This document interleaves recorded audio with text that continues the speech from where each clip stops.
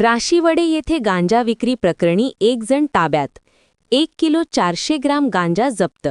LCBची कारवाई. कोल्हापूर.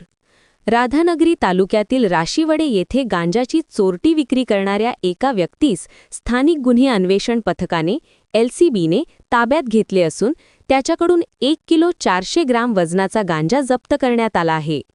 पोलीस अधीक्षक योगेश कुमार गुप्ता यांच्या आदेशानुसार स्थानिक गुन्हे अन्वेषण शाखेचे पोलीस निरीक्षक सुशांत चव्हाण यांच्या मार्गदर्शनाखाली विशेष पथक कार्यरत होते.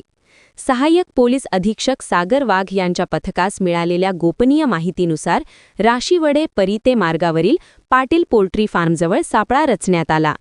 या कारवाईत मोहन कृष्णात वाडकर वय 61 राहा मगदूम गल्ली राशिवडे यास ताब्यात घेण्यात आले. त्याच्याकडून 1 किलो 400 ग्राम वजनाचा गांजा जप्त करण्यात आला. चौकशीत आरोपीने राशिवडे परिसरात गांजाची चोरटी विक्री करत असल्याची कबुली दिली आहे.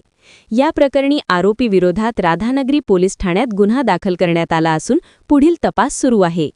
ही कारवाई अप्पर पोलीस अधीक्षक डॉक्टर धीरज कुमार व उपविभागीय पोलीस अधिकारी आपासाहेब पवार यांच्या मार्गदर्शनाखाली करण्यात आली.